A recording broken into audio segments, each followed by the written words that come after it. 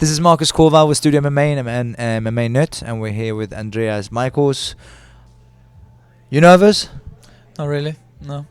You comfortable? Everything's feeling good? Yeah, especially after today, so I got extra comfort. He's right on form, and he's where he should be. So yeah, we're doing a good work, and you're gonna see that in December, end of December. And we saw some tonight, a rigorous training session and a very good between mixing with you and with Eric as well. You guys are pushing Alex hard. Yeah, we're pushing him hard. I don't think that there's a lot of guys that train as hard as we do. So, and I mean the whole team here and our team back at home, Stockholm Shoot. So that's why we have such a high winning percentage, you know. And you come from a boxing background yourself. You were the national team coach in Sweden, and you've obviously transitioned into mixed martial arts. How did you get started in MMA?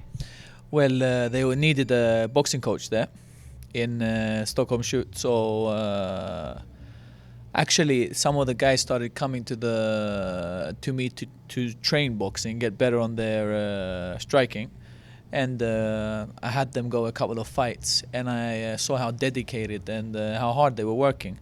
So I decided I started getting a little bit more into it. Before I just thought that what are these two guys doing on the floor, like wrestling, you know? Like, I just want to stand up and fight.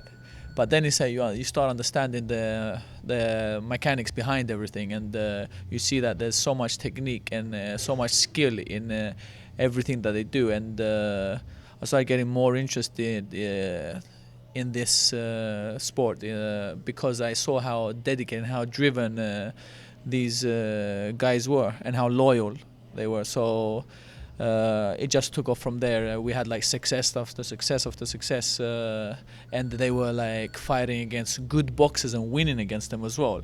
They were like novices and boxing against like guys that had 30-40 fights in boxing and doing well. Actually, we haven't lost a lot of boxing fights, my MMA guys anyway. So it was. I just got more into that side of the sport, what I was doing, you know. So it all started from there. And we see a lot of MMA fighters obviously focusing on the striking. A lot of MMA fighters come from a grappling background, whether it be jiu-jitsu or wrestling.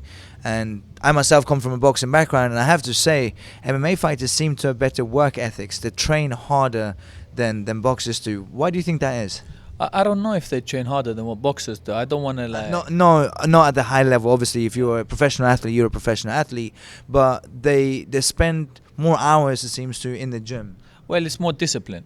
More disciplines, you know. It's like, I'm not saying it's more discipline, like they're more disciplined. It's more things that they have to learn, you know. So, you know, they have to learn 100 different styles. So it's not strange that they have to work on a lot of different things, you know. So they have to spend naturally more time in the gym. But boxers work hard as well, and it's just you know, depending on the person that you're working with.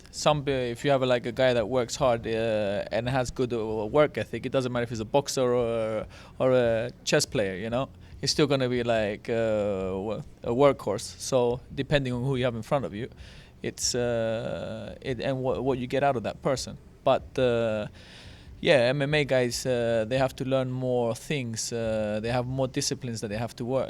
Disciplines, I mean, like they have to learn jiu-jitsu, they have to learn wrestling, they have to learn kickboxing, Thai boxing, I mean, they have to learn boxing, and they have to do their conditioning as well. So naturally, it's not strange that they have to spend more hours in the gym. Yeah. And have you started picking up any jiu-jitsu, any wrestling? Do you get in there yourself? No. I understand what's happening more than before, but don't look for me to tell you how to do a flying armbar or things like that. As they say, is that the general of an army, he can't shoot all the weapons, can he? It's that he can't drive all the vehicles, but he still leads a winning army. So that's my concept, where I'm one of the generals of the army, one of the generals of the army, and maybe I can't shoot all the guns, maybe I can't shoot all the pistols, all the weapons that we have, but at the end of the day, I have like a winning concept. We have a winning concept, and we have great instructors, great coaches, great partners that we work with, great sparring partners, and all this is like a part of the puzzle that makes the great picture, And the great picture is that we have had nearly 30 professional fights from 2010, November 2010 till December 2011, and we've lost 2. So your record is 28-2? Up to now, yeah. I was going to say, there's only 2 weeks to go. Yeah, so that's a decent record. We're going to finish strong. So you have a great relationship with Alliance, where we are right now in San Diego, between Stockholm Shooter and Alex told us earlier in an interview that it's after his loss to Phil Davis that he started talking, and he was invited to come down here and train. But you and Eric DePiero is the head coach down here. You guys, I just saw you two work together. You have a great relationship.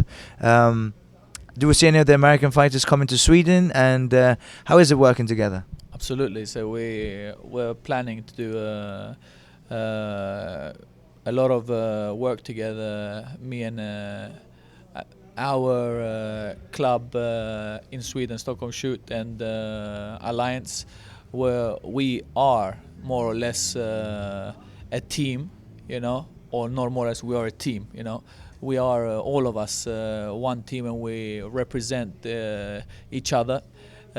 So absolutely, we're going to be working together more with Dominic, Phil, Joey, Alex. Everyone is like that. Christian Lexell, Nico Musuke, Klaus Bevelev, Jonathan Westin. All these guys, they're going to be training and working and fighting and sparring together. That's how you grow. I have been talking with Eric, and we're gonna do some seminars. We're gonna do some training camps. We're working to evolve and get better at what we do. And the only way to do it is to work with these great guys that are here, And these are some decent guys. We saw you at the MMA Awards. There were 8 awards for Alliance. Best Fighter of the Year, obviously, in Dominic Cruz. Best International Fighter in Alex Gustafsson. We saw Best Gym, Best Coaches. There was a total of 8 awards. And what would you say if it was one thing only, that makes Alliance and the fighters from Alliance stand out from other gyms and the level of the fighters that they produce? Well, I think that they work ferociously, It's non-stop work, and they help each other as a team, the same way that we do back home, So that's the only way to go.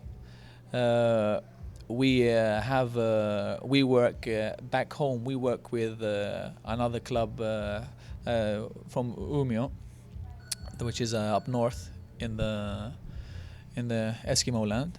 For you that don't know the Swedish geography, it's north. It's far, far north. Yeah, cold. So they actually, Thor and David are here now.